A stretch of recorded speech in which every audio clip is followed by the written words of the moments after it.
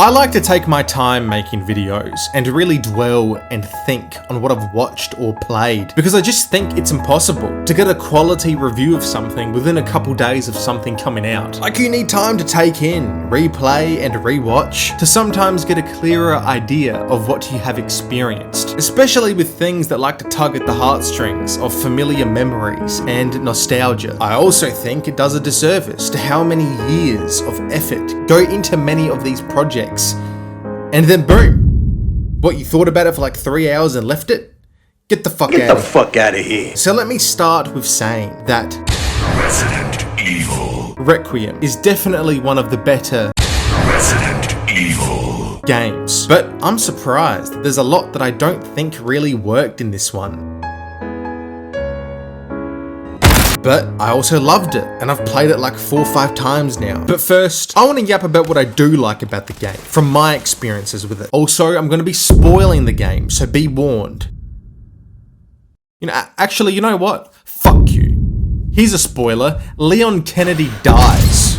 Now think about taking spoiler warnings seriously from now on, schmuck. Here's the thing, I really loved the great things about this game, but really was mildly disappointed by the things I didn't like, which bogged down my experience. But one of the many things I did like was the gameplay. I mean, obviously, right?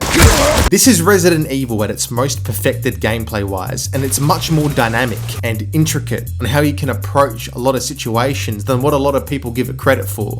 Hear me out, but these approaches strictly revolve around whether or not you buy into the game's fear factor. On your first playthrough, actually only really in your first hour or two playing as Grace, you'll be more incentivized to sneak past enemies. But if you have balls of steel, you can go ham if you really want to. Like all Resident Evil games before this one, the game is tailored to how you play on whether or not you get tricked by the game's scary illusion, or whether you say fuck that and speedrun it. Because as Grace, you are naturally slower, less experienced, less resources available, and more at risk. It's when playing as a Leon Kennedy though. This is where the fun begins. Requiem has all the classic stuff. Exploding barrels, parrying, stunning and then kicking, smashing a zombie's face onto a fucking car. You can go up close and do this. You can do this. I love the over-the-top violence. Like everyone who actually loves joy and whimsy, I love over-the-top violence. And this is easily the bloodiest Resident Evil game. Doing all this shit as a now 51-year-old man never gets old. Kicking a zombie feels like this.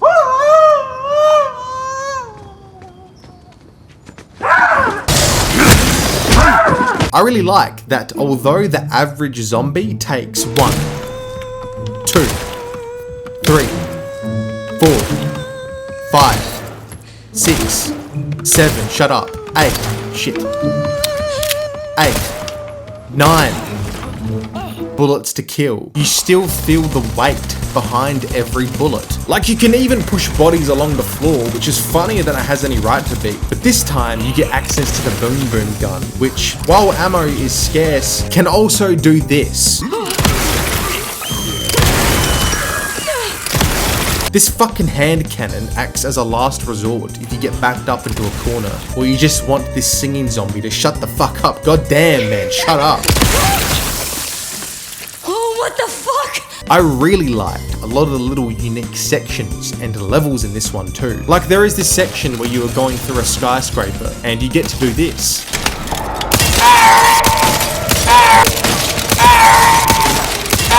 There's also this part in the basement section where you are trapped in this meat grinder plant thing and you got to survive a wave of zombies coming out and you get to shove them in the grinder thing. This part was so fun, man. I'm not getting tired of this. No way is this video getting monetized. They should have called this game Resident Evil Blood, because there is just so much blood in this game. Speaking of blood, there are buckets of blood that you can use this sucky thing on, and then use the blood to craft stuff. The hemoglobin injector, whatever it's called, was a nice addition to the game, which makes no sense, but I'll allow it, because it's the very same game that also does this. But easily the best thing about Requiem, and also just the Resident Evil franchise in general, is the animations. You'd think it'd be the killing zombies part, but no, it's the animations, the keys. The animations of the keys. The animations of the keys when you unlock a thing or solve a puzzle and put the thing in the thing. Maybe it's because I could be slightly on the spectrum, but I don't know. But the animations of unlocking something have so much pizzazz.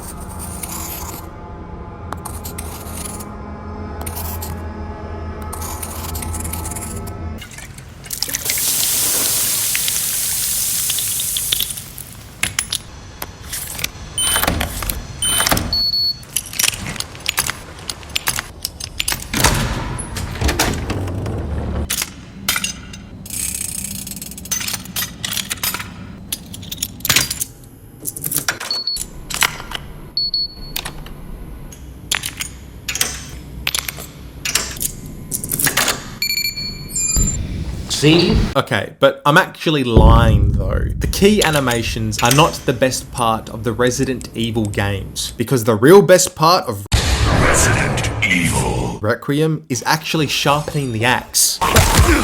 Wait, hold on a sec. Okay, now you die. Just listen to that. Give the sound designers a bonus this Christmas, please. On a slightly more serious note, easily one of this game's strengths is the art direction of the many interiors and exteriors that you get to discover and explore. It's the foundation of what makes the RE game so fun. Second to the keys, of course, but more specifically in Requiem, there are just so many well-designed and visually interesting maps and locations in this one. Way more than the other Resident Evil games in terms of variety, which usually have you just set in one location, which unlocks maybe one or two different parts of the map. In Requiem, first you are in the street of a hustling and bustling city. Then you are in a creepy hotel like in The Shining. Then you are trapped in a creepy care center with a giant crying baby. What is that? Then you go down into a creepy basement like in the movie Barbarian. Then in a lab that starts exploding blood. And then you get to go back to the Raccoon City police station from RE2.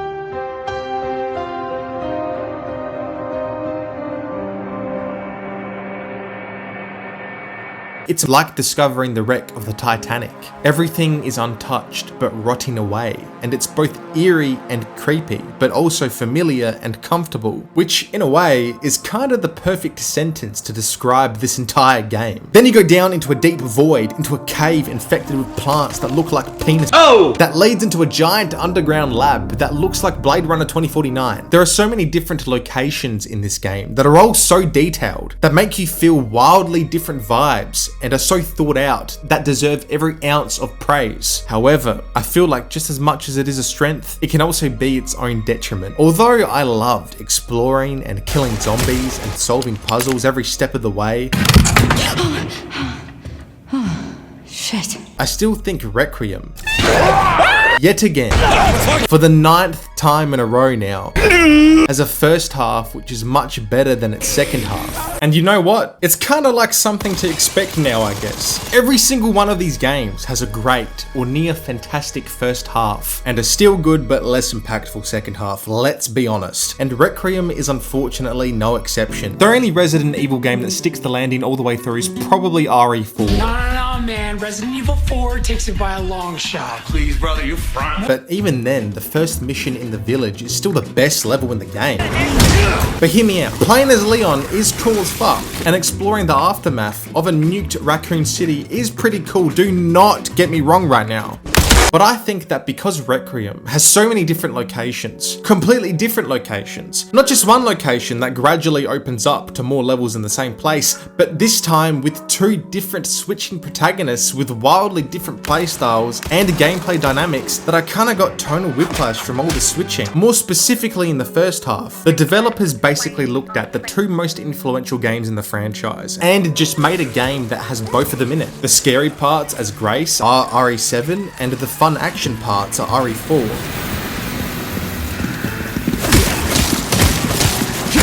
But from my experience, other than that first part with the girl, I really don't think I got as scared as I did in RE7. Not as much as I thought I would. There were the scary scripted moments of the first playthrough, sure, but I think the switching specifically in the first half of the game hurt its horror aspect of what is this survival horror game. I think if I was playing as the one protagonist, I would have been more frightened more than playing one half as a scared nerd and the other half as a battle-hardened superhuman freak who can do this. Again, I'm conflicted on this because I still very much enjoyed it and I do think for what it is, it still works. I just personally would have preferred had they kept things more separate if they were going to go the dual protagonist route. But at the same time, letting you switch between a veteran and a little scared baby does keep the game fresh, does it not? This is my only real criticism that I have with Requiem, and it's more so accelerated by the fact that that first half in the care center is so good from a survival horror perspective, and you can clearly tell that there was much more thought and care that was put into that first half than the latter half from an art direction point of view. Don't get it twisted, I did genuinely really like the Raccoon City section of the game, and I really liked that SWAT team section.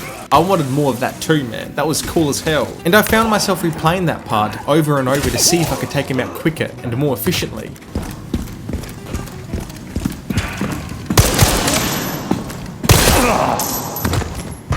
Is that not cool? And that hunk boss fight was cool as hell too, man. Probably the only boss I had genuine trouble with.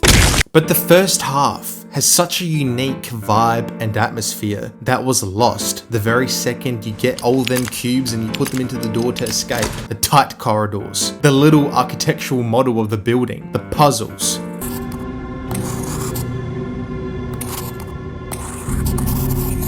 And the most creative part that really cements it for me is that there are so many memorable types of zombies in that first half, all of which have their own sense of character. There's the cook guy.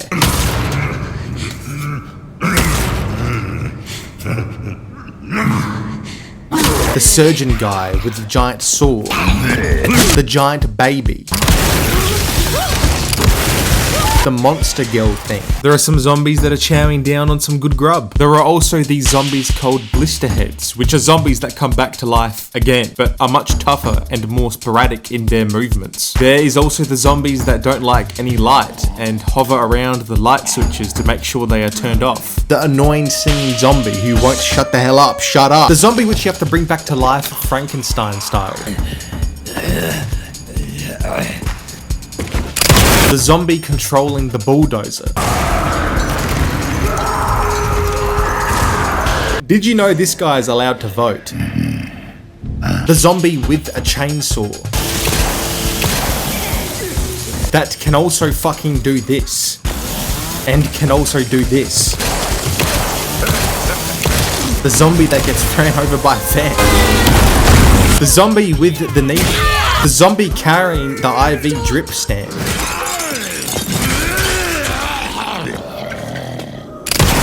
Where is it?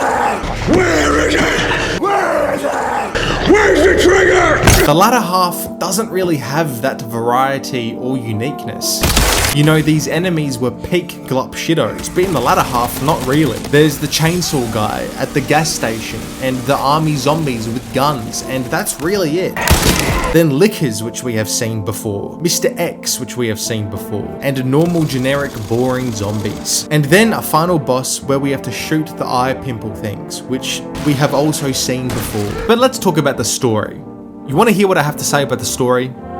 I don't really care about the story. I don't really think the story is that important here, as I don't think I've ever genuinely really played a Resident Evil game for its story. Like, I don't really care, to be completely honest. The emphasis is on the location, the puzzles, and the gameplay. Not to say that it's okay for these games to have a subpar story, but I'm just saying I don't really care in this instance. What are you gonna do, sue me? Get the fuck out of here. To me, Resident Evil goes something like this. Everybody knows the rules. The first half, there's always a police station, or a big mansion, or a big mansion in the middle of nowhere, or a big mansion in the middle of nowhere with a giant goth vampire woman, or in this case, a care center. And there are little secrets and nooks and crannies and loops and paths. You've got limited ammo and resources, and it's genuinely scary. You have no idea what crazy shit is gonna happen next. And then you get the key or the thing, and you put it in the thing and you escape. But then it doesn't necessarily get bad, but that first half, where you have to solve all the puzzles and explore the main building you are trapped in, is always the best part of these games, because it is the most survival horror part of the survival horror game. What comes after isn't bad, no, it's often pretty fun even, but it's not as special as that first half. I think that Resident Evil is at its best when you are trapped in a big sprawling map, and you gotta solve all the puzzles and avoid the zombies, fight some unique, creepy, and challenging bosses, and bada bing bada boom, you got a great Resident Evil game. But all that yapping and nitpicking aside, in which you already probably disliked the video and told me to go fuck myself in the comments, I did not mind this game at all. Like, I like the game. I think it's good. I just don't really get how people are calling this one a masterpiece. I really can't. I'm gonna keep it a buck. I've played it a couple times now, and I can genuinely see myself playing it some more. But it's just good, man. Just good. Not great, not terrible, not bad either, not mid, no. Just good. This is a great game, which to me is held back by itself. That first half has so much character and uniqueness that it makes the second half look mundane in comparison. But give me some more keys to unlock some things and it would be a masterpiece though.